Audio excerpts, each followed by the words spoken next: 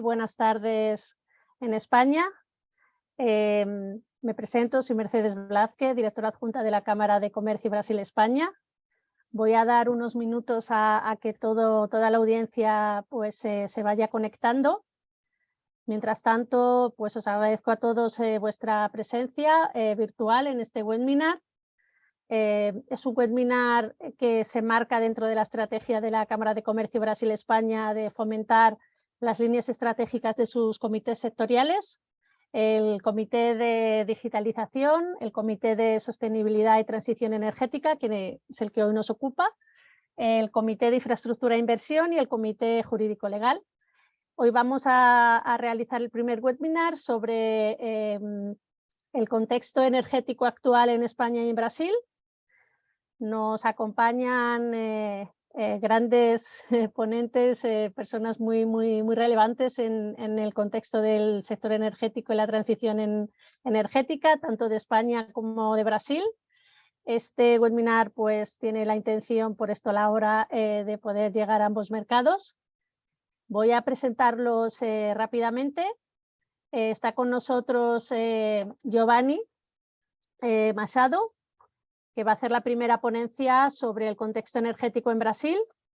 Giovanni Machado es licenciado en Economía por la UFF y doctor en Planificación Energética por la Universidad Federal de Río de Janeiro. Sus principales áreas de especialización son la geopolítica y precios de petróleo y gas, planificación de infraestructura de gas, modelización energética y proyección de la demanda, planificación política, regulación del sector energético y transición energética. Trabaja en la empresa vinculada al Ministerio de Minas y Energías, la empresa de pesquisa energética, y bueno, pues tiene una larga trayectoria profesional y académica. Recientemente, en 2006, se incorporó a la empresa de investigación energética y ha desempeñado distintos cargos directivos en la Junta de Petróleo, Gas, Biocombustibles, y actualmente es el director de Estudios Económicos y Energéticos y Medioambientales de EPE.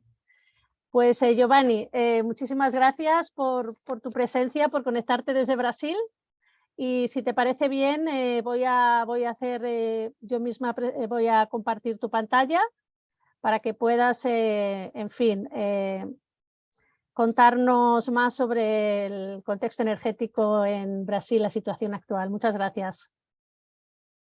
Gracias, Mercedes. Buenos días, buenas tardes a todos. Desafortunadamente, não hablo espanhol como me gostaria. Hablarei em português, mas despacito.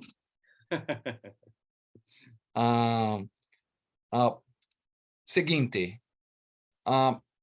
o Brasil ele é um caso no setor energético de uma grande participação de renováveis. Então, mesmo na matriz energética primária, né, a participação energética de renováveis, ela beira 50%, ela se aproxima de 50%. Quando a gente olha o nível de emissões de carbono per capita do Brasil em relação à energia, quando a gente compara com outras localidades, isso significa 32% das emissões per capita relacionadas à energia da União Europeia, 27% da China e 13% dos Estados Unidos. Próximo, por favor. Seguinte. No caso do setor elétrico, a participação de renováveis é ainda mais impressionante. Então, em torno aí de 80%. Então, mesmo em 2021, que foi a pior seca no Brasil nos últimos 91 anos, então com pouca disponibilidade hídrica nas hidrelétricas, né, pouca disponibilidade de água nas hidrelétricas, ainda assim, a participação de renováveis no setor elétrico brasileiro foi de 78%. Né? E para produzir 1 megawatt-hora de eletricidade no Brasil, isso equivale a uma emissão de gás de carbono de 1/3 das emissões para o mesmo 1 megawatt-hora da União Europeia, 1/4 para o mesmo 1 megawatt-hora dos Estados Unidos e 1/7 para o mesmo 1 megawatt-hora da China. Próximo, por favor. Então, o Brasil ele já parte de uma possibilidade de uma posição muito privilegiada do ponto de vista de renovabilidade e de baixo carbono no setor energético brasileiro e elétrico em particular, né? E a gente entende, como o próprio IPCC aponta, que há vários caminhos, né?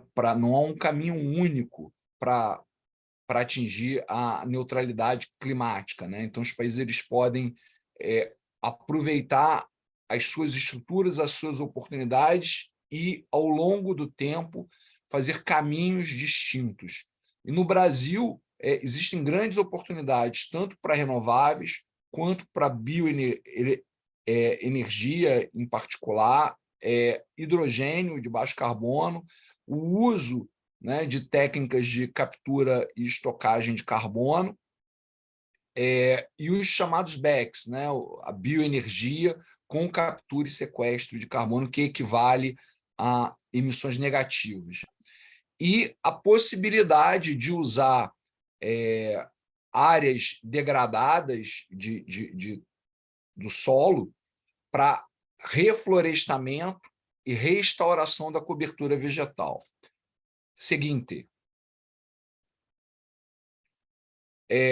o Brasil tem um compromisso de net zero, de neutralidade climática em 2050, e a participação da energia nem é o caso mais complexo para se resolver, né? Então, o Brasil, a participação de energia, no total de emissões do país, foi de 32% em 2016, mais recentemente, em 2020, isso caiu para 18%, porque o grande desafio para o Brasil é o uso do solo e florestas, né, por conta do desmatamento. Se a gente soma o uso do solo e florestas com a parte de agropecuária, em particular pecuária, isso vai aí a quase 80% das emissões.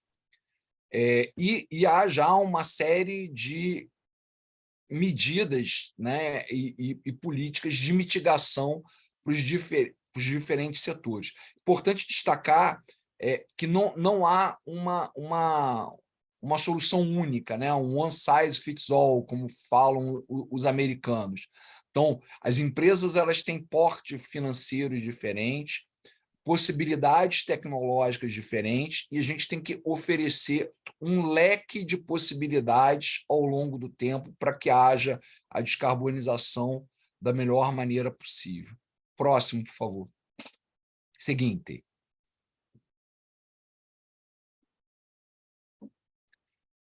Mesmo tendo uma participação em renováveis bastante expressiva já hoje no Brasil, há um esforço grande do Brasil em ampliar o suporte às renováveis. Então, recentemente, a gente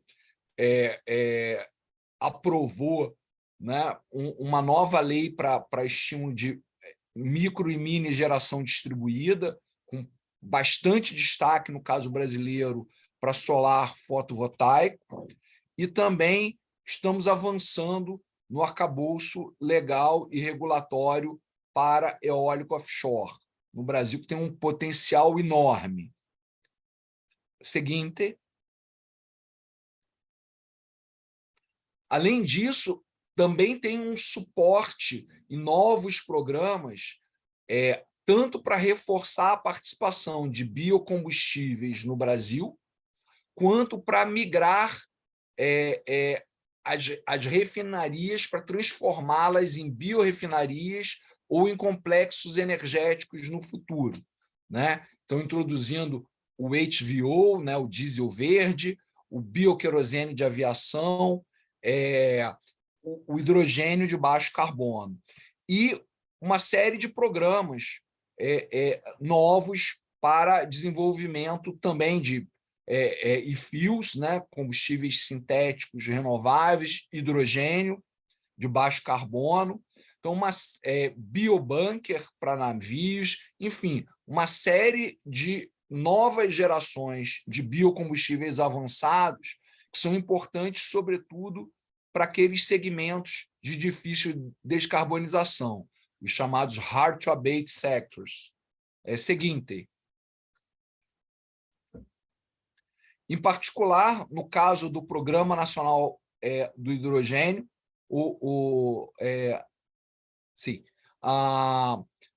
no caso do Programa Nacional do Hidrogênio no Brasil, a gente tem desenvolvido toda a estruturação do arcabouço legal, institucional, legal e regulatório. Então, obviamente, já existe um enorme mercado de hidrogênio no Brasil, 700 mil toneladas, mas é um hidrogênio obtido a partir da reforma a vapor do gás natural, então, portanto, com uma emissão importante. Então, o grande desafio é transformar essa indústria numa indústria de baixo carbono, introduzindo tanto as possibilidades de eletrólise da água a partir de renováveis, quanto a reforma a vapor do biometano, quanto a geração de hidrogênio de várias outras fontes de baixo carbono, com nuclear, mesmo com gás natural, mas incluindo CCS, né, o chamado hidrogênio azul.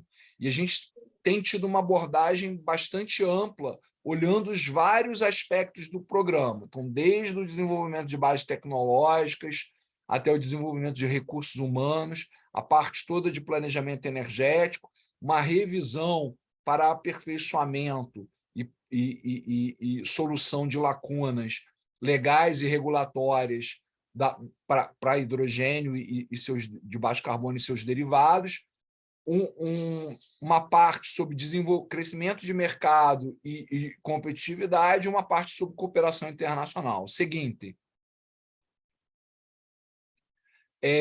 como eu mencionei, há todo um esforço de desenvolvimento já está acontecendo no Brasil, de projetos de estruturação de biorrefinarias, então, plantas de biocombustíveis progressivamente andando, né, investindo na direção de ter mais produtos, biocombustíveis avançados também, e o mesmo nas refinarias, com um esforço de introdução de renováveis na própria refinaria para a redução do teor de carbono dos combustíveis dessa refinaria e a oferta de combustíveis de baixo carbono. Então, muitas coisas acontecendo no Brasil, grandes empresas investindo em célula combustível a partir de etanol, enfim, de várias possibilidades no Brasil. Seguinte, alguns projetos já em estado comercial, como esse da Raízen, que é uma joint venture entre a Cosan e a Shell.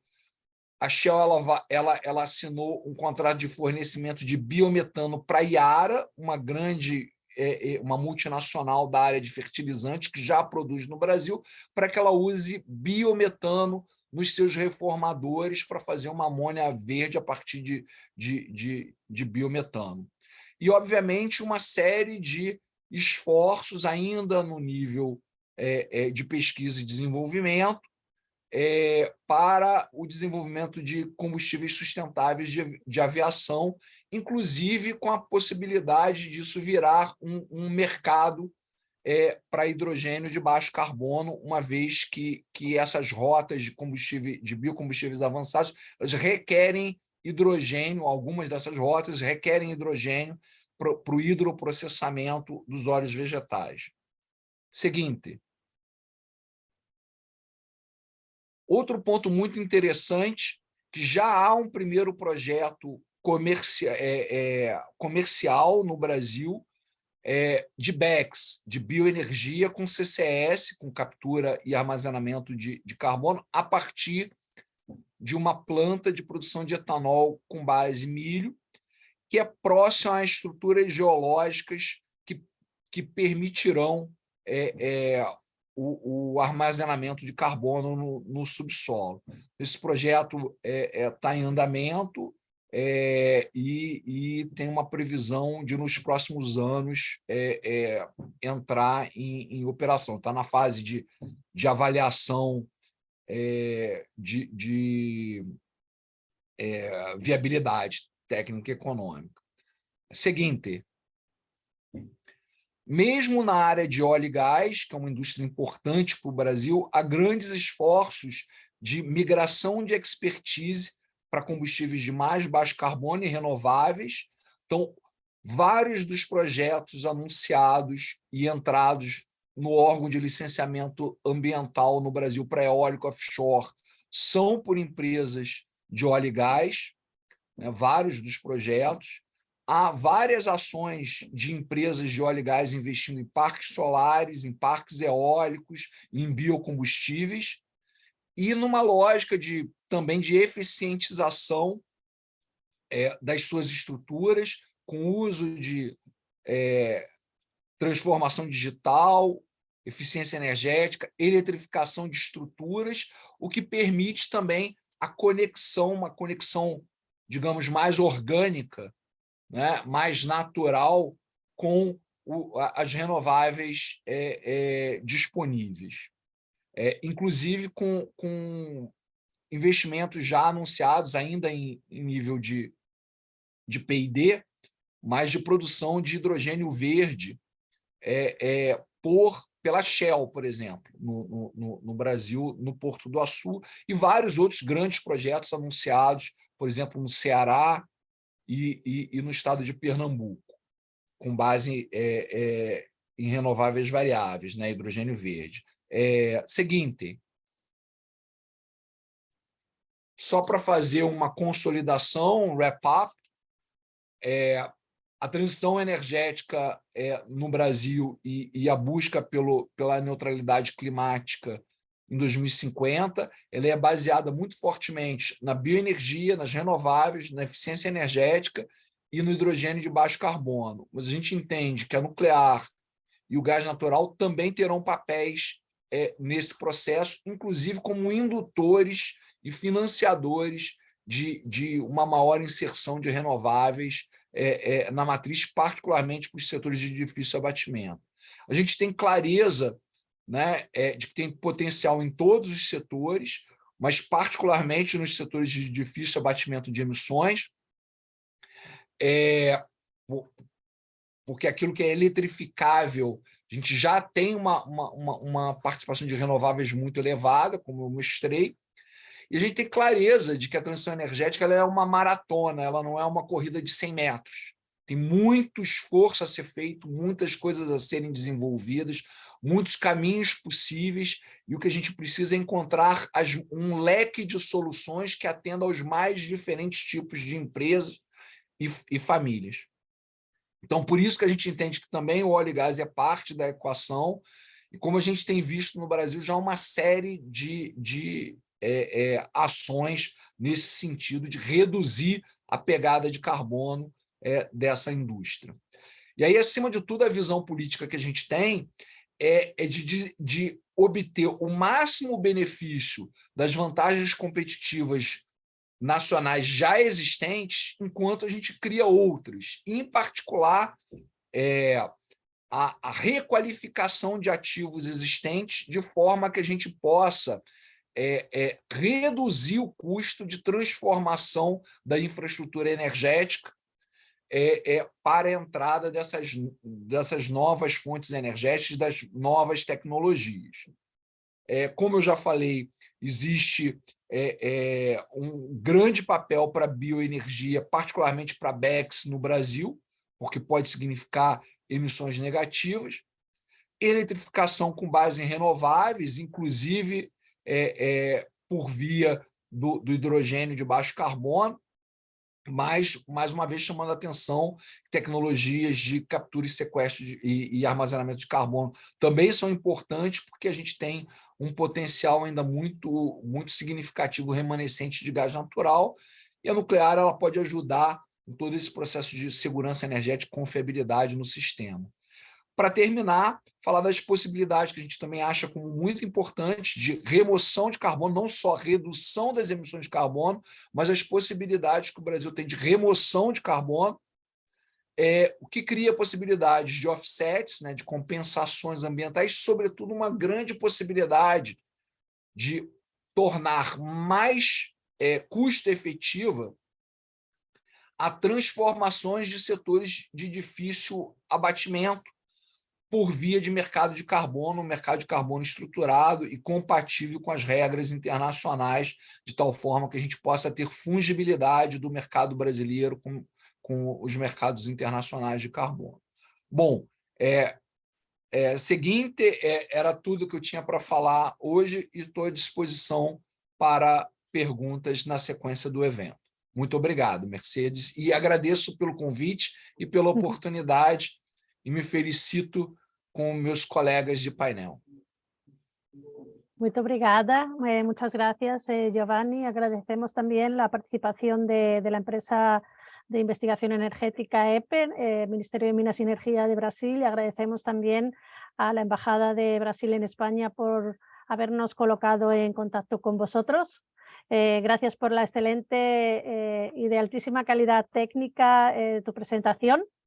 Voy a pasar la palabra ahora a Gonzalo Escribano, catedrático de Economía Aplicada de la Universidad Distancia UNED y director del Programa de Energía y Clima del Real Instituto Elcano. Gonzalo, además, es doctor en Ciencias Económicas y Empresariales por la Universidad Complutense, ha sido investigador visitante en la Florida State University y en la Universidad Autónoma de Madrid y el CIEMAT, entre otras instituciones. Es investigador asociado del Centro Español de Relaciones Internacionales de la Fundación Ortega y Gasset y imparte actualmente varias docencias de posgrado en universidades españolas y extranjeras sobre geopolítica de la energía y participado en diversos proyectos de investigación españoles e internacionales, destacando el 7º programa Marco y el H2020 de la Unión Europea. Obtenido el premio de investigación del Consejo Económico y Social. Gonzalo, muchísimas gracias por tu presencia y te paso la palabra. Muy bien, muchas gracias Mercedes y muchas gracias a la Cámara de Comercio por invitarme y también muchas gracias al profesor Machado, ¿no? Muito obrigado, me ha parecido muy interesante, he aprendido un montón sobre Brasil y espero, profesor, que tengamos ocasión de colaborar en el futuro, ¿no? Ya nos intercambiaremos las tarjetas digitales, ¿no? La idea que yo tenía era compartir con todos ustedes básicamente 3 ideas, ¿no? La primera es qué escenarios se abren para la política energética europea, ¿no? En el corto, medio, largo plazo, ¿no? La segunda es, y algo a lo que se ha referido también antes el profesor Machado, es qué sendas de política energética, qué caminos, decía él, de política energética para la descarbonización vamos a seguir en Europa, porque no está muy claro todavía, porque está todo cambiando mucho en Europa. Tenemos un choque de realidad en los últimos 12 meses muy fuerte tras la invasión rusa de Ucrania. Y por último, sí me gustaría tocar algo de cómo afecta a toda esta reconfiguración que estamos viendo, ¿no? Ayer salía, hace un par de días, salía un Green Industrial Plan, ¿no? para Europa, una respuesta al Inflation Reduction Act de Estados Unidos. ¿Cómo puede afectar todo esto, esta nueva reconfiguración, este auge de la autonomía estratégica abierta también en energía? ¿Cómo puede afectar las relaciones entre América Latina y la Unión Europea? Y en concreto, pues tengo curiosidad por preguntarle al profesor Machado cómo cree él que podría afectar a América Latina. Yo, rápidamente, sobre el primer punto de los 3 escenarios. Acabamos de sacar un documento en el Real Instituto Elcano, que está a disposición de todos ustedes, en el que planteamos qué es lo que puede pasar en 2023, hacemos unas conjeturas y dibujamos 3 escenarios. Unos escenarios que hemos titulado, al igual que la extinta, a nuestro juicio, desgraciadamente, taxonomía europea, ¿no? Tenemos un escenario verde, más optimista, un escenario ámbar de base y un escenario pues, rojo, por poner el nombre de semáforos, más pesimista. Rápidamente, nuestro escenario base es el ámbar porque creemos que vamos a ver cosas de los escenarios verdes y de los escenarios rojos. Pongo un par de ejemplos, ¿no?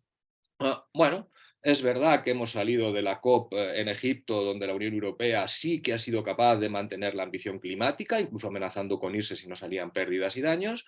Bueno, pues es un elemento verde, ¿no?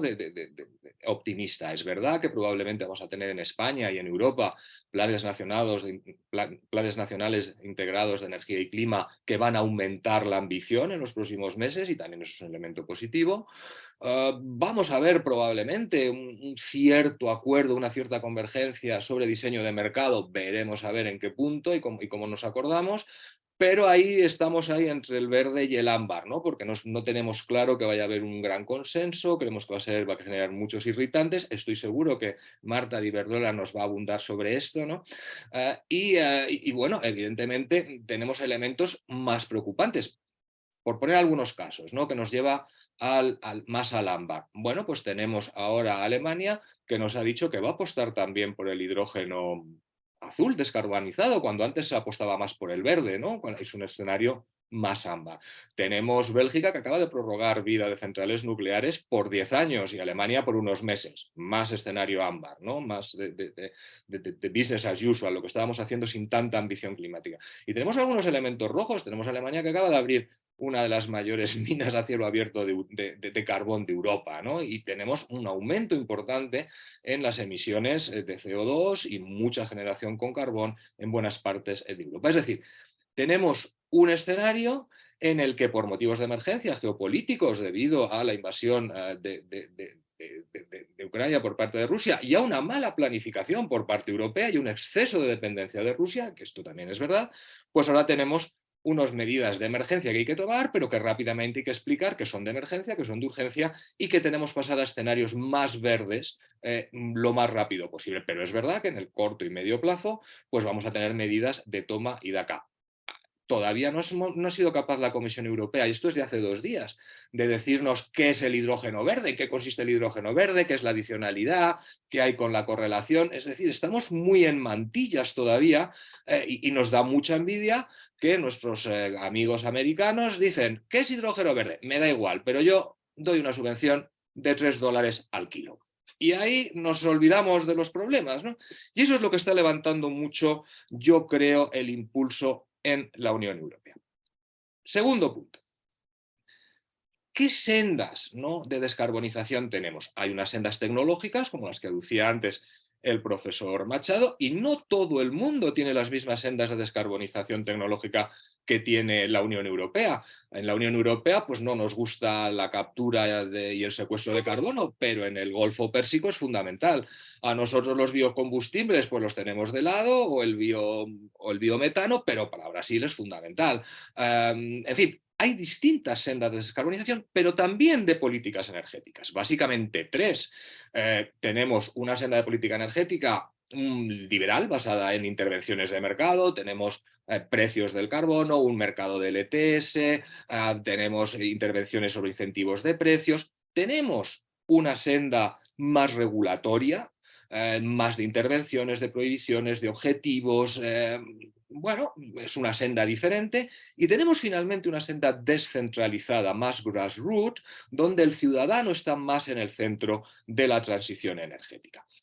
Lo que ha pasado en los últimos años, a mi juicio, desde la gran recesión, desde la pandemia, desde la crisis de Ucrania, es que vamos, a mi juicio, a una senda de política energética con más elementos e ingredientes de regulación y de intervención, con menos elementos de mercado, en la Unión Europea me estoy refiriendo, y ojalá con muchos más elementos de descentralización, pero en la Unión Europea no estamos siendo capaces de avanzar tampoco rápidamente por ese camino. Con lo cual, tenemos unos escenarios a corto y medio largo plazo en la Unión Europea que varían. A corto plazo soy más pesimista, a medio y largo me estaría más en el escenario más verde y creo que tenemos mucho potencial. Y en materia de qué tipo de políticas estamos haciendo, mi problema no es tanto si las políticas son de mercado o son políticas de regulación. Mi problema es que si son políticas de mercado, que resuelvan fallos de mercado. y que si son políticas de regulación, bueno, pues que resuelvan fallos del sector público, ¿no? Entonces, yo creo que tenemos una serie de fallos de mercado y de fallos de sector público en Europa que tenemos que intentar solucionar de forma pragmática. Fallos de mercado, todo el mundo los tiene en la cabeza, pero voy a poner uno del sector público. No es normal que tiremos años para dar permisos, ¿no? Para instalar renovables, que se tarde más en conceder el permiso que en hacer la instalación. Entonces, todos estos tipos de fallos de mercado y también del sector público hay que resolverlos, yo creo, de forma pragmática con una combinación de esas sendas. Pero yo sí creo que en el signo de los tiempos está ir hacia una mayor regulación. Lo que me preocupa no es tanto la cantidad de regulación, sino si va a ser buena u óptima o vamos a ir a una regulación subóptima que va a dificultar y obstaculizar el despliegue de renovables en vez de incentivarlo. Ese es mi problema, la calidad de la regulación, no la cantidad. Tercer punto que quería mencionar, que creo que es fundamental para una Cámara de Comercio entre Brasil y la Unión Europea. Vamos a ver.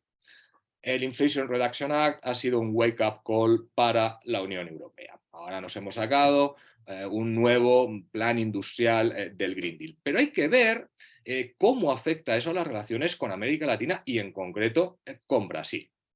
Hace unos días, y el profesor Machado probablemente podrá abundar en ello, una cumbre latinoamericana expuso por escrito que hay que tener cuidado con el proteccionismo ambiental de la Unión Europea. Francia, en los últimos meses, especialmente su presidencia, fue muy insistente con lo que se llaman los mirror clauses, es decir, en temas sanitarios y fitosanitarios que afecta, por ejemplo, el tema de biocombustibles, que se tenga que cumplir los mismos estándares de los países que nos exportan que hacemos en la Unión Europea, lo cual es muy proteccionista.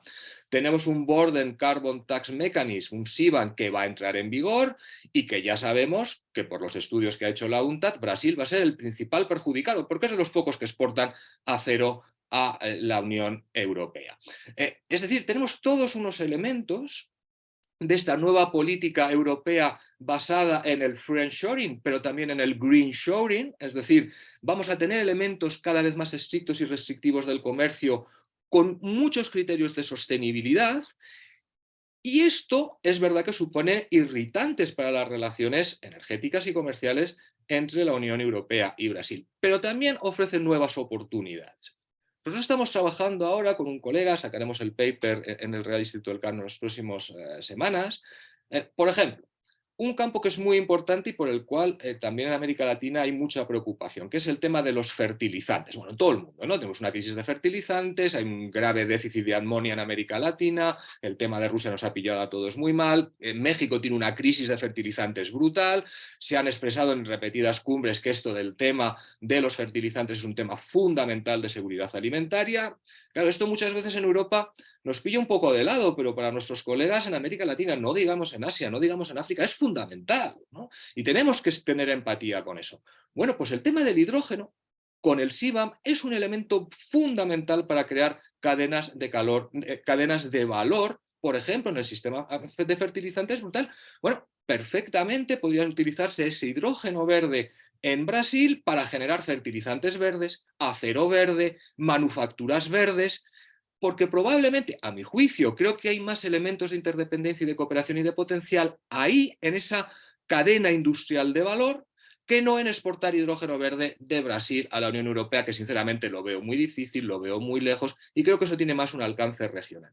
Es decir, mi punto, para concluir, porque quiero ser sintético, porque hoy es el día de Brasil y no de que hable yo, mi punto es que claro que tenemos elementos irritantes, claro que vamos a tener que sobrepasar dificultades, firmar Mercosur no va a ser fácil, pero creo que tenemos que focalizarnos en la parte positiva, en las oportunidades que ha destacado antes el profesor Machado y otras que en cadenas de valor, en minerales estratégicos, en fin, con América Latina en general y por supuesto con Brasil en particular, creo que tenemos un potencial para trabajar mucho, cooperar mucho y hacer cosas distintas, no solamente entre gobiernos, no solamente entre cámaras de comercio, sino también a nivel de universidades, de think tanks, y por eso lanzaba el guante a mi colega, el profesor Cardoso, para que trabajemos también desde la sociedad civil y desde la academia en esta cooperación, que yo creo que no puede ser más que positiva para ambas regiones. Muchas gracias y con gran interés por escuchar lo que nos va a contar Marta a continuación. Muchísimas gracias, Gonzalo. Gracias por exponernos la situación del contexto energético en la Unión Europea. Bueno, pues a continuación voy a pasar la palabra a Marta Martínez, que es responsable de análisis y proyectos especiales en la Dirección de Cambio Climático y Alianzas de la empresa Iberdrola. Marta, además, ha centrado su trabajo en la ciencia y la economía del clima, analizando tendencias, impactos y oportunidades e impulsando proyectos internos y externos de acción climática. Antes de incorporarse a la División de Políticas Energéticas y Cambio Climático de Iberdrola, trabajó en el negocio de renovables como responsable de planificación y desarrollo y rendimiento empresarial de los proyectos renovables de Iberdrola en todo el mundo. Es licenciada en Administración y Dirección de Empresas y máster en Gestión de Empresas Energéticas, miembro de varias organizaciones internacionales como Carbon Pricing Leadership Coalition del Banco Mundial, IRENA Coalition for Action, Business at OECD, entre otras. Y nos va a presentar el resumen de resultados y compromisos adquiridos en la cumbre climática de Sharm el Sheikh en Egipto, COP27 y las perspectivas empresariales. Marta, te voy a compartir tu presentación y te paso la palabra. Gracias, Mercedes. Bueno, y muchas gracias a la Cámara de Comercio de Brasil en España por el evento. Y hoy encantada de compartir mesa con el resto de los panelistas, que yo creo que está siendo muy interesante. Bueno, yo voy a salir un poco de esa visión regional, digamos, Brasil-Europa, y bueno, pues un poco comentar esos resultados de la COP27, que ya está un poco lejos, pero bueno, se está trabajando este año y mirando también un pelín a la COP28, y esa visión también, pues al final en la Cámara de Comercio y Empresas, pues ver también un poco ese papel de las empresas o implicaciones o por dónde van, bueno, esa combinación o esas sinergias, ¿no?, en estas negociaciones internacionales de países y qué hace el sector privado, qué podemos hacer desde el sector privado. Entonces, Mercedes, no sé si tienes la presentación por ahí, sí. no se está viendo. Ah, no se está viendo, perdóname, creía que estabais visualizándola. Venga, vamos sí, perdóname, cosas de tantas cosas que tenemos. Vale, bueno, la estáis viendo, ¿verdad? Sí, bueno, sí, pero yo creo que las letras esas son tan pequeñas, las del formato, sí, bueno, no sí. importa, yo voy a ir no, ahora mismo la Tampoco pongo quiero entretenerme en ni entrar ahí en todos esos detalles, pero bueno, básicamente en pues la COP27, fue una COP ahí en Egipto donde quizá pues no se dieron pasos atrás, ¿no? O sea que yo creo que había también el mundo ha cambiado mucho en este último año, y ante ese entorno de multicrisis, pues bueno, se han mantenido determinados avances en Glasgow que yo creo que eran muy importantes que estuvieran ahí, ¿no? Y se ha logrado también un paso importante en el reconocimiento de los impactos del cambio climático, sobre todo en países vulnerables, y se ha implementado o se ha dado la luz verde a que se estudie y se desarrolle un mecanismo de pérdidas y daños un mecanismo financiero al final para compensar, digamos, por los impactos del cambio climático.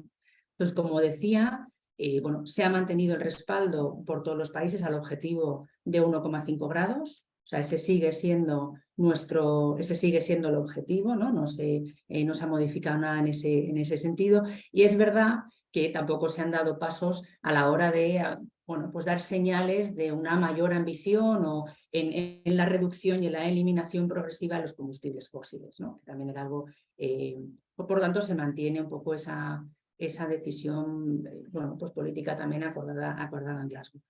El mecanismo financiero, como mencionaba, creo que esto es uno de los grandes señales positivas, porque era una reclamación que se venía haciendo desde hace muchos años, y por primera vez se reconoce esos impactos del cambio climático, y como decía, pues se abre ahora un periodo para desarrollar, definir qué es eso, qué significa países vulnerables, quiénes van a contribuir. No, se ha dado ya un paso más, y es que no son solo los países los que van a contribuir a esos fondos, sino también se reconoce el papel que pueden tener los organismos multilaterales para dotar y alimentar y que haya más financiación para este tipo de iniciativas, ¿no?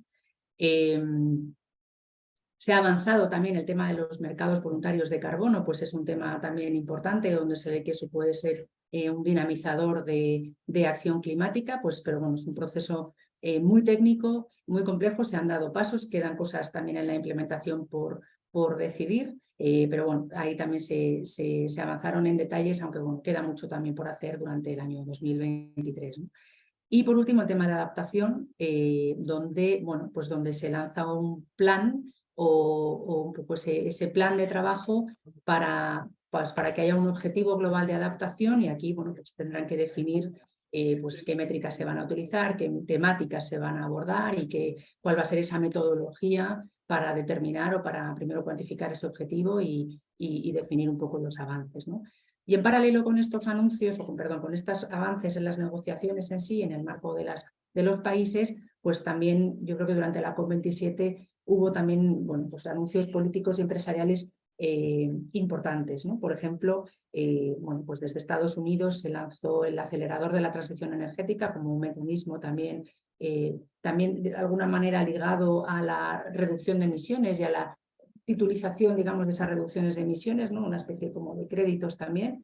Se lanzó una iniciativa, yo creo que muy interesante, en el marco de la generación de empleo verde y focalizado en los jóvenes. Es una iniciativa de UNICEF, de la Organización Internacional del Trabajo y de UNEP, del Programa de Medio Ambiente de Naciones Unidas. Creo que aquí, en el tema del empleo bueno, pues que al final esta transición energética sea también una oportunidad para generar empleo, generar economía, es una parte yo creo que muy importante, ¿no? Un poco también hilando con las intervenciones anteriores, pues de esa oportunidad tecnológica, pero también oportunidad global, ¿no? Digamos, para que pues, los países al final no solo la tecnología, es el empleo, es la economía, es la ventaja competitiva industrial, es tejido también industrial, o sea que yo creo que eso es muy importante, ¿no? Yo en esta iniciativa yo creo que, bueno, me gusta destacarla pues porque pone el empleo en el centro también de la acción climática y bueno, y en este caso vinculado a los jóvenes, que yo creo que también es otra tarea, ¿no? Que tenemos que lograr, ¿no? En involucrar a los jóvenes y que vean esas oportunidades en esta transición que estamos emprendiendo, ¿no? Y luego hay otro informe también interesante, yo creo que importante, en el que pasa, si quieres, a la siguiente, Mercedes, que es el trabajo de los expertos o el grupo de expertos sobre objetivos de emisiones netas nulas, no para gobiernos, sino para todo lo que no son gobiernos, el sociedad civil y el sector privado, financiero y demás, ¿no? Entonces, este es un grupo creado por el secretario ejecutivo de Naciones Unidas, por Antonio Guterres, en marzo del año pasado, y en solo 7 meses, ¿no? Ya lo publicaron en la COP, pues un poquito antes de la COP sacaron este informe, que es pues un poco una serie de recomendaciones para que aquellas instituciones no gubernamentales que tienen su proceso y su otro foro, ¿no? Digamos, bueno, pues cómo deben ser o cómo tiene que ser esa ambición climática desde estos sectores para que sea creíble y que sea rigurosa, ¿no? Que sea consistente y que sea algo, bueno, pues con esa integridad ambiental que se le exige también a todo planteamiento. Y esto es, bueno, los principios que soportan, vinculado un poco también a lo que decía antes, ¿no? ¿Cómo puede el sector privado participar? Bueno, yo creo que esto es pues un documento de referencia que se llama Integrity Matters, que determina también pues, qué se le está pidiendo a las empresas o cómo podemos desde el sector privado contribuir a este movimiento, pero hacerlo bien y hacerlo evitando el greenwashing, ¿no? Que es una de las, yo creo que de las palabras o de las áreas en las que en los discursos últimos de Guterres está siempre presente, ¿no? Y bueno, pues que de alguna manera toda esa acción que se haga esté bien hecha, ¿no? Aquí se habla en esos 5 principios de ambición.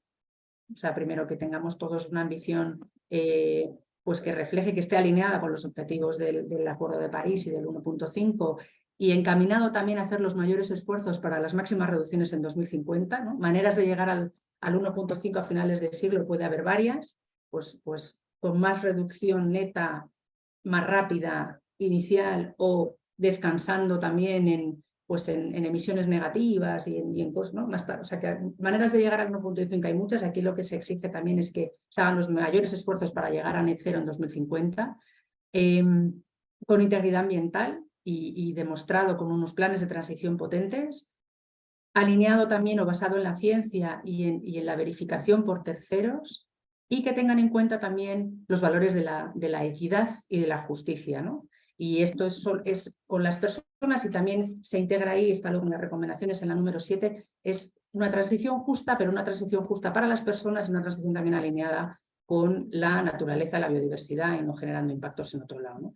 Yo creo que esto es un planteamiento bastante, bueno, pues es bastante completo y bueno, esto es otra de las líneas de trabajo que está abierta ahora para el año 23, donde se esperan, bueno, pues que todas estas recomendaciones vayan desarrollándose más y vayan cogiendo más cuerpo. Incluso se habla también de que esto vaya poco a poco integrándose en la regulación, ¿no? Yo creo que marcos regulatorios que ya integran algunos de estos tipos y a nivel europeo pues CEFRAG va muy encaminado, hay muchos movimientos ya que son ya normativos, no voluntarios, pero bueno, veremos más avances en esta línea, ¿no? Pasamos a la siguiente, un poco por reflejar los cinco ideas, ¿no? O 5 temas, digamos, desde la óptica empresarial que, bueno, pues a tener en cuenta un poco en nuestros planteamientos, en las estrategias y en los modelos de negocio, ¿no? Pues derivado de esto, un poco de la COP y de lo que se va a ir hablando y avanzando en estas cumbres, bueno, por supuesto, aceleración de la eliminación de los combustibles fósiles del mix, ¿no? Esto además es un mensaje que desde luego a nivel europeo queda clarísimo, pues esa dependencia de los combustibles fósiles, sobre todo son de fuera, un poco las debilidades que introducen en los modelos energéticos, ¿no? Y esto va a llevar, pues bueno, pues al final lo que se va a exigir es una aceleración de esa descarbonización, no solo por lo que ya nos avisa la ciencia, sino bueno, también por economía y por seguridad energética, ¿no? El vínculo entre cambio climático y biodiversidad. Esto yo creo que es otro área donde, bueno, pues donde nos vamos a ir viendo cómo va creciendo. El año pasado también, después de la COP de cambio climático, fue la COP 15 de biodiversidad que tuvo lugar en Montreal bajo la presidencia de China. Y bueno, pues ahí también se definieron una serie de indicadores y objetivos para el marco global de biodiversidad post 2020, ¿no? Y bueno, pues yo creo que ese nexo cambio climático-biodiversidad que viene a ser, bueno, pues no podemos dañar, ¿no? Para resolver la crisis climática tenemos que tener en cuenta la crisis en biodiversidad y esas sinergias que hay también entre las dos cosas, ¿no? La transición justa, yo creo que esto es otro tema. Transición justa de no dejar a nadie atrás en ese proceso de reducción de fósiles, pero también, por lo menos desde Iberdrola, como lo enfocamos, también es una transición justa, digamos, en la responsabilidad para materializar las oportunidades de ese proceso de transición a la economía verde, ¿no? Y es, bueno, pues adecuar un poco las dos cosas y que esas oportunidades estén ahí, ¿no? Para disfrutarlas, ¿no? O para tener esas ventajas. Las alianzas, está claro, alianzas yo creo que no solo por la importancia del reto, sino por la capacidad de transformación y de aceleración que tienen estas alianzas, ¿no? Yo creo que ahora en estas fronteras tecnológicas que se van expandiendo cada vez más, pues lo estamos viendo, ¿no? Proyectos en colaboración entre distintas empresas y distintos agentes de distintos sectores de cara a poder acelerar pues, el desarrollo de esa solución o el llevar a escala proyectos piloto o un poco en todo esto movido por esa necesidad de acelerar un poco por la transición energética. Y por último, aquí como quinto punto, la transparencia y la integridad, ¿no? Hablaba antes de greenwashing, yo creo que esto pues el nivel de escrutinio desde todas las ópticas y a todos los agentes va en aumento y yo creo que hay que hacer, bueno, que está claro que esto del greenwashing tiene las piernas cada vez más cortas, ¿no? Y yo creo que es un tema pues a tener en cuenta y trabajar en ello. Un poco el calendario de este año hasta la siguiente COP. Bueno, aquí he puesto un poco los principales foros. Empezamos con Davos, ¿no? En enero. Yo ahora destacaría, bueno, los sesiones subsidiarias de Naciones Unidas que suelen ser en mayo. Este año, además, en Naciones Unidas, la Asamblea General de septiembre va a tener también una cumbre, digamos, especial sobre ambición climática, que bueno, presidirá el secretario de Naciones Unidas. La última fue en 2019 y yo creo que eso va a ser un hito también importante. Y bueno, luego todo esto pues llegamos a la COP en Abu Dhabi en noviembre, el 30 de noviembre, ¿no? Iniciando el 30 de noviembre de este año, ¿no? Y ahí pasamos a la siguiente, Bueno, estas son las temáticas un poco de esta cumbre, un poco las líneas principales para tener ahí un poco en la cabeza, sobre todo esta COP va a trabajar en el cierre de la brecha, ¿no? Tanto en emisiones, porque bueno, pues también se está pidiendo también a todos los países que el que no haya presentado NDCs, que son las contribuciones nacionales, ¿no? Pues que las actualicen con mayor ambición. Esa puerta está siempre abierta porque ahora mismo no, la suma de estas contribuciones de países no suman. Es también el primer año del el proceso este que se llama el Global Stock Take, es decir, es el primer año en el que tras la firma del acuerdo en París, en la COP15, pues se va a hacer esa revisión y análisis de dónde hemos llegado y dónde estamos.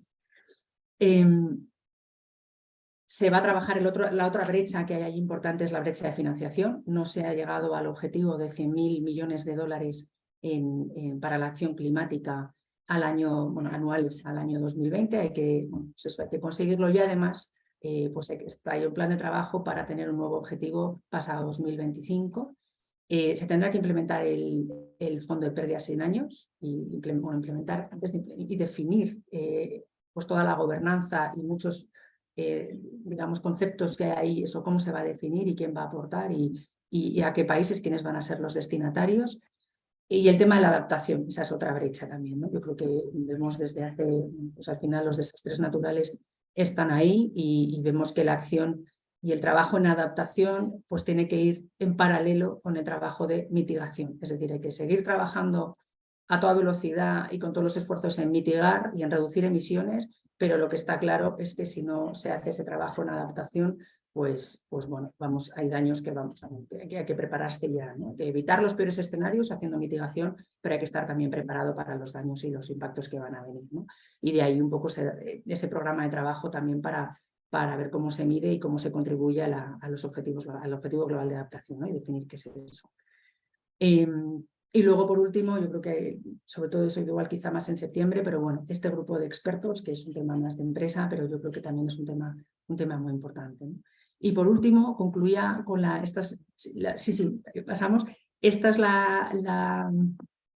esta estadística de todos los años, es el análisis o el top 10, ¿no? De los riesgos globales que se publica en el marco de Davos, ¿no? Por el World Economic Forum, y ahí bueno, se ve claramente pues un poco pues que a 10 años, ¿no? Hablando de esa, mencionaba Gonzalo antes, ¿no? Esa visión de largo y esa visión de corto, aquí también queda clara, ¿no? Como esa visión de largo plazo, pues se siguen manteniendo pues un poco esas inquietudes, digamos, o esos riesgos ambientales ahí en el top 10, ¿no? El tema de no resolver el cambio climático, no resolver tanto por mitigación como por adaptación la crisis de biodiversidad, pero sí es verdad que los riesgos a los años, pues claramente pues ya se introducen otras ideas, ¿no? Y la crisis está del coste de la vida o la crisis, digamos, inflacionaria en la que estamos y además pues, bueno, todo el tema de la confrontación geopolítica, pues que también lleva consigo también la crisis energética, ¿no? Pero bueno.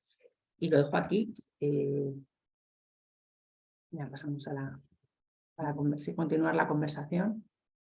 Muchísimas Muchas gracias. Gracias, Marta, por tu interesantísima contribución a los resultados de la última cumbre del cambio climático, sobre todo la perspectiva de Iberdrola, una empresa que tiene una actuación fortísima en renovables en Brasil y en España, así que muchas gracias. Bueno, ahora nos quedan 15 minutos.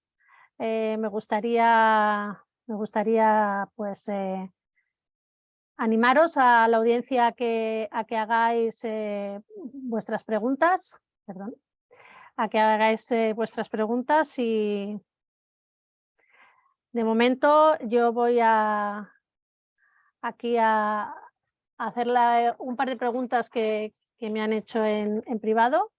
Sería pues la primera para Giovanni. Giovanni, ¿cómo puede interactuar como vector de cooperación? Para Gonzalo, para Gonzalo. ¿Cómo puede interactuar, Gonzalo, como vector de cooperación el Pacto Verde Europeo en la relación con Brasil en el sector energético? ¿Estás en mudo? Espera. ¿Estás mudo? Sí, ahora. Estaba mute y casi enmudecido por la pregunta. Vamos a ver. Sí, es una buena pregunta, ¿no? Vamos a ver. El Pacto Verde Europeo tiene una dimensión exterior que hasta ahora no está muy clara, se ve más, y yo creo que es también una buena pregunta, ¿no? Para nuestro amigo brasileño, para que nos diga cómo se percibe desde allí, ¿no? Algunos encuentros, algunas conversaciones que hemos tenido con colegas brasileños nos dicen que, hombre, que lo del tema del mecanismo de ajuste en frontera preocupa, pero tampoco excesivamente porque no se le ve muy visible, ¿no? Que preocupan más cuestiones como, por ejemplo, la firma de Mercosur, el tema de los estándares sanitarios y fitosanitarios. Pero yo creo que esto es un tema que verdaderamente tenemos que empezar a tratar. Hay un elemento que el Pacto Verde Europeo, por ejemplo, nos está preocupando y es, por ejemplo, con el Inflation Reduction Act. Mi pregunta es, ¿Iberdrola dónde va a invertir? ¿En Brasil o en Estados Unidos, ¿no? Hombre, claro, es que el Inflation Reduction Act tiene el potencial de desviar comercio e inversiones por su sencillez y por un mecanismo muy, digamos, fácil y atractivo para la empresa, ¿no? Entonces, ¿el Green Deal puede ofrecer algo similar a esto? Yo creo sinceramente que es un poco lo que he intentado comentar antes, pero me gustaría escuchar la opinión de los demás panelistas, y es integración en cadenas de valor, ¿no? Acero verde, hidrógeno verde, pero para nutrir fertilizantes verdes, manufacturas verdes. Yo creo que esa es la parte en que se puede nutrir. ¿Cuáles son los elementos en que se puede colaborar entre la Unión Europea y Brasil? Vamos a ver, primero, a ver si conseguimos tener un acuerdo de libre comercio que sea razonable, ¿no? Por parte, voy a decir francesa, ahora que no nos oye nadie, ¿no? En segundo lugar, vamos a intentar a ver si creamos cooperación industrial de verdad y damos ese incentivo de crear cadenas de valor. ¿Por qué? Pero aquí estoy bajo el control de lo que diga el profesor brasileño que nos acompaña, que es el que tiene la autoridad. Hombre, yo sinceramente creo que Brasil, que es un país que tiene, a mi juicio, por lo que yo he leído, un serio problema de reprimarización, ¿no? Yo creo que lo que la Unión Europea tiene que darle es perspectivas y alternativas a China, ¿no? Es decir, oiga, no queremos que Brasil nos exporte petróleo ni el hidrógeno sin más, no, preferimos llegar a acuerdos de cooperación y de integración intraindustrial y, si es posible, intrafirma, estoy mirando a Iberdrola, para que precisamente podamos sacar lo mejor de esas cadenas de valor. No creo que el mayor interés en la cooperación entre España y Brasil vaya a ser en el futuro el petróleo. Oye, y muchas gracias que Brasil ha doblado las exportaciones a la Unión Europea de petróleo del 3 al 6% y nos ha salvado una parte de lo de Rusia. Pero no es ese donde vemos el mayor potencial. Vemos mayor potencial en esa integración de las cadenas de valor, en las inversiones y el despliegue de las renovables. Hemos mencionado la de fertilizantes, pero hay muchas otras. No sé si alguno de los panelistas, muchísimas gracias Gonzalo, Giovanni o Marta, queréis hacer alguna contribución, porque Gonzalo ha lanzado muchas preguntas en esta pregunta. Acredito, concordo com o ponto do professor Gonçalo. As discussões hoje são muito relacionadas a trocas que são importantes, mas que estabelecem relações internacionais desiguais. Então, é importante e digo mais, desafiadoras do ponto de vista ambiental. Porque, a depender de como a cadeia global de valor se estrutura internacionalmente, você pode ter mais ou menos dificuldade de descarbonizar a economia mundial. Então, estamos no Brasil muito preocupados também com isso, de internalizar elos da cadeia, ter uma inserção mais profunda nas cadeias globais de valor associadas à descarbonização dos mais diversos setores. Como muito bem colocou o professor Gonçalo, existe uma possibilidade de exportar renováveis embutida no comércio internacional. Minérios verdes, aços verdes, equipamentos, fertilizantes, bioprodutos, enfim. Então, a discussão ela pode ser muito mais ampla, traz mais desafios, mas traz muito mais oportunidades para integrações comerciais que sejam mutuamente benéficas. Eu acho que para que a integração avance, elas precisam ser mutuamente benéficas. Muchas gracias, Giovanni. Yo por aportar un poco Marta. aquí visión nuestra, vamos, está claro, ¿no? Yo hablaba de las oportunidades de la descarbonización y yo creo que aparte hay que crear sectores nuevos, hay que cambiar procesos productivos a los fertilizantes, ¿no? Pues cómo integran el hidrógeno, eso ahora es hidrógeno con hidrógeno, ¿no? Y ya tiene su complejidad. Pero también hay áreas, ¿no? donde hay que crear el proceso nuevo y eso son oportunidades pues, para nuevas empresas y para nuevas cadenas industriales. Y ahí viene un movimiento también de demanda de esos productos verdes, ¿no? Y nosotros, por ejemplo, acabamos de adherirnos a la iniciativa First Movers Coalition, que al final lo que trata es dar señales de demanda para productos verdes, y en nuestro caso, pues en el acero verde.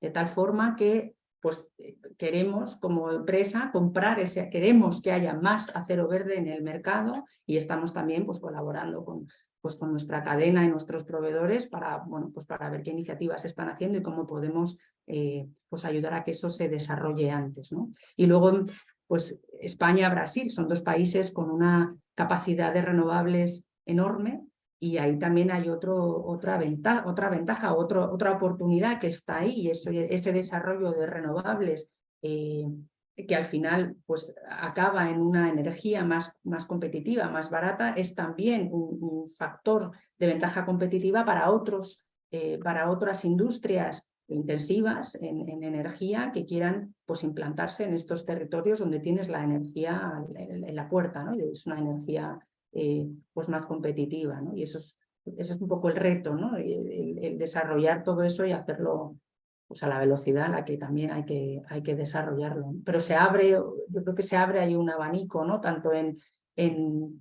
vectores energéticos verdes, y es el hidrógeno como tal, o embebido en esos otros productos que yo creo que además va a venir ahí tanto por ambición, digamos, de país, como también a nivel empresarial, pues esa demanda viene, ¿no? Gracias, Marta. Pues ya terminando, un par de preguntas rápidas. Primero una para Giovanni y luego otra para ti, Marta. Giovanni, bueno, sabiendo que además vienes del sector, ¿no? de oil and gas y biocombustibles, y sabemos que Brasil cuenta con una importante industria de petróleo y gas, ¿cómo afecta la transición energética? ¿Cómo estas industrias se están adaptando? Obrigado pela pergunta. Essas indústrias elas estão se adaptando basicamente com duas estratégias. Uma é a diversificação para outros negócios, estão alterando o portfólio de negócios. Então, por exemplo, a Equinor, no Brasil, tem investido em plantas tanto solares, parques solares, quanto parques eólicos. É a mesma coisa. E a Shell, por exemplo, também tem investido em solar, mas tem investido muito em biocombustíveis. A Petrobras ela passou um período focada no core business para lidar com os efeitos da crise de governança e financeira que ela passou. Então, ela precisou sair de novos negócios, mas agora o novo plano estratégico dela, já desde dos 2 últimos anos, já foca na retomada de uma série de ações relevantes para a transição energética. O novo presidente da Petrobras já declarou, inclusive, a estratégia de aceleração da transição energética, o papel da Petrobras na aceleração da transição energética, não só dela própria, mas no Brasil. Há uma série de compromissos de redução de emissões, tanto em atividade de upstream quanto de refino, inclusive por meio dessa migração de expertise para outros negócios, né? Então, para renováveis e para biocombustíveis e para estocagem de carbono.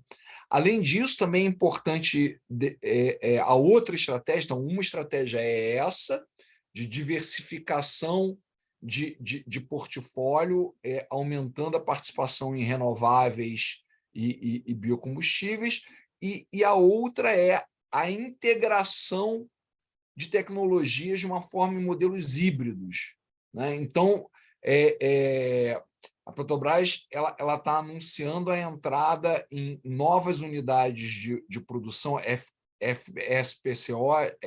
FPSOs, all electrics. Isso cria a possibilidade de você fazer uma sinergia com eólico offshore para atendimento do consumo próprio das plataformas e, eventualmente, até ilhas de produção que te permitiriam também lidar com outras formas de eletricidade, de geração de eletricidade, como energia das ondas e com ilhas energéticas para atendimento de um conjunto de plataformas. E mesmo para acumulação de capacidade de geração para remeter, né, para exportar para a costa na forma de eletricidade e por cabos ultramarinhos, e mesmo a depender se em águas abrigadas para produzir, por exemplo, hidrogênio verde, coisas que já têm acontecido em alguns lugares, né? Então, por exemplo, vocês certamente conhecem isso melhor do que eu, mas a Holanda, no campo de Groningen, tem associado a produção de hidrogênio verde a partir de eólico offshore e usado a infraestrutura da parte de óleo e gás para estocar e baratear o custo para o escoamento desse hidrogênio para a costa da Holanda. Então, tem muitas possibilidades, tanto de diversificar investimentos, quanto de uma transformação que eu diria por dentro, onde modelos de negócios híbridos começam a acontecer de tal forma que o próprio negócio vira um alavancador de investimentos em renováveis. Muchas gracias, muchas gracias. Pues que se cuide Iberdrola con este nuevo plan estratégico de Petrobras. No, creo que Brasil tiene potencial y campo para todo el mundo. Marta, ya para terminar muy brevemente, hemos hablado mucho, ¿no?, de la transición energética, en fin, a nivel sector internacional público. Hemos hablado un poquito con este caso de Petrobras mucho de la transición energética privada, pero ¿cómo puede el sector privado apoyar en las negociaciones climáticas, ¿no? O sea, cómo esa pata privada puede alavancar las negociaciones climáticas para llegar a este compromiso net cero en 2050. Pues bueno, esto es un proceso que ha ido creciendo, ¿no?, los últimos años. En principio las cumbres climáticas estas eran muy de países, pero yo creo que cada vez más pues es preciso que desde todos los agentes de la sociedad se apoyen, ¿no?, y se dé ese respaldo a esas negociaciones que no son fáciles y que además, bueno, pues conllevan muchas cosas y una transformación muy profunda, y por lo tanto yo creo que el sector privado esté respaldando, el sector privado, pero la sociedad civil, las ONG, o sea, en fin, todos los agentes sociales que estén detrás respaldando, yo creo que es algo importante, ¿no?, para que esos gobiernos negociando tengan ese respaldo detrás. Pero también es importante, y esto se puede hacer de muchas, bueno, pues desde seguirlo, pero bueno, hay mucho trabajo también en coaliciones y en sumarse a esos movimientos desde lo que no son gobiernos, pues no sé, en nuestro caso pues participamos en muchas coaliciones, firmamos muchas declaraciones para una mayor ambición y estamos muy siguiendo de cerca pues, bueno, estas negociaciones. Pero también creo que es importante que cada uno tenga su propia estrategia de descarbonización y un poco vuelvo a ese informe que he mencionado, ¿no? Del secretario ejecutivo de Guterres sobre Integrity Matters, ¿no? Pues que el sector privado tenga también esa ambición y se plantee también esos objetivos de transición y de descarbonización pues alineados con París, pero haciendo también las cosas bien, ¿no? Y con un enfoque también integral que, bueno, pues que sea capaz un poco de desarrollar también pues estas oportunidades y de hacerlo de la mano de la biodiversidad, de la mano de la economía y del empleo y demás, ¿no? Porque, pues, por un lado respaldar, ¿no? Por así decirlo, y hay campañas también una figura en Naciones Unidas que son los High Level Climate Champions, ¿no? Que todas las presidencias ponen a uno, y ahí también es un poco ese nexo y bueno, hay muchas campañas lanzadas también por el Net Zero y el Race to Zero y demás, donde también las empresas podemos sumarnos y bueno, pues un poco digamos que pues mostrar que estamos detrás y que tienen también nuestros objetivos y nuestros compromisos, pero también el respaldo, ¿no? Muchísimas gracias. Ya vamos a terminar el webinar. Si no tenéis, en fin, ninguna aportación más en este sentido, os agradezco muchísimo, Giovanni, Gonzalo y Marta, vuestra presencia. Y muchísimas gracias por habernos dedicado el tiempo, a todos los oyentes también. En fin, pondremos a disposición por nuestros canales esta participación y espero que se genere aquí también un espacio de diálogo, ¿no? entre las instituciones y empresas que aquí nos acompañan. Y sin más, pues cierro la sala. Muchísimas gracias por vuestra presencia. Muchas gracias a vosotros. Muchas gracias. Mercedes, si nos puedes poner en contacto al profesor, a los dos profesores, porque ya Marta la tenemos muy fichada, pero si nos pones a los dos profesores para que hablemos de nuestras cosas. Os pondré en contacto, sí, sin duda. If you don't mind, perhaps we can cooperate and do something together. I mean, Brazil, Spain, I think that would be great. I mean, so let's change email. Yes, sure. Nice to meet you all. Same for me. Muchas gracias. Bye bye. Hasta luego. Hasta luego. Adiós. Obrigado. Salud.